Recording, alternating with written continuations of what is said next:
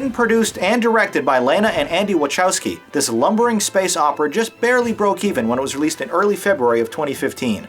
The ambitious $176 million production centers around Mila Kunis, a lowly human who discovers she is the reincarnated heiress of intergalactic nobility and must fight to protect Earth from her newly adopted royal family's planetary conquest intentions. As a short synopsis, that's confusing enough, but when the original 600-page script is cut down to a hurried 127-minute narrative, the result is so much worse.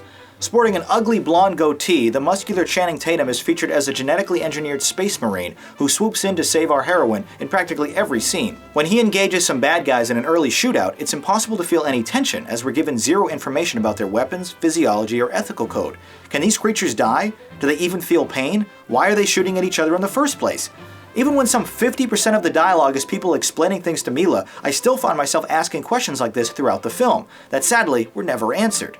When one character promises that they're not the enemy, it fails to carry any impact, as we honestly don't know if they're actually telling the truth or not. Kunis' charm and enthusiasm do help save some of the more ridiculous scenes, however, but she remains unbelievably unfazed by even the most insane stunts and events that unfold right around her.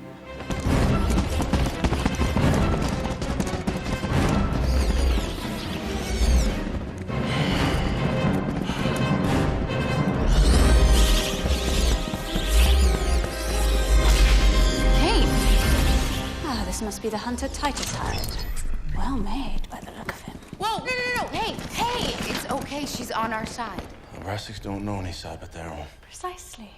And since Jupiter isn't Abrasics, you can understand why I helped to get off that planet. He has contacted the Aegis. They are entering orbit now. Excellent. It's bad enough that this topsy-turvy universe is littered with nonsensical proper nouns like Aegeus, Skyjackers, and Lycotants, but when the only normal character is hard to connect with, the entire premise falters. The lack of any real emotional depth or strong characters doesn't help either. Speaking of which, the stoic Sean Bean is wasted in a mentor-like role where he's regulated to spouting wordy exposition about the magical properties of bumblebees. Following his Best Actor win for The Theory of Everything, Eddie Redmayne turns in a truly bizarre performance as this PG-13 rated movie's villain, an uncompromising warlord emperor who speaks all of his lines with an anguished whisper. It's an annoying and pointless character trait that ruins an otherwise decent performance, like when he explains his nefarious plans by softly saying, "Some lives will always matter more than others." The Wachowskis were once the talented siblings that brought us The Matrix, Speed Racer, and Cloud Atlas, all thought-provoking and visually interesting movies.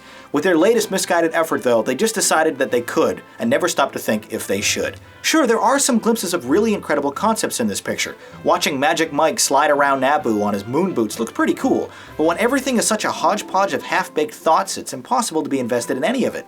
Indeed, the movie is even difficult to follow from a visual standpoint. Far too many frames are full of explosions, ships, lasers, and whatever else the folks at Framestore crammed in there. The alien worlds are colorful and vibrant, but never adequately explored, feeling more like a generic chroma key backdrop than a true physical environment. Carefully layered beneath the multitude of cool sound effects, though, is a great score from Michael Giacchino, which might be the best thing going for this movie. Mixing rhythmic drums and a chanting choir, it almost comes close to the scope of his fantastic work on Star Trek. Fans of futuristic sci-fi or big-budget train wrecks might find redeeming qualities here, but everyone else should stay away. An unfortunate disappointment, Jupiter Ascending has fun action and ideas buried in an incomprehensible mess. I thought it was a lame movie.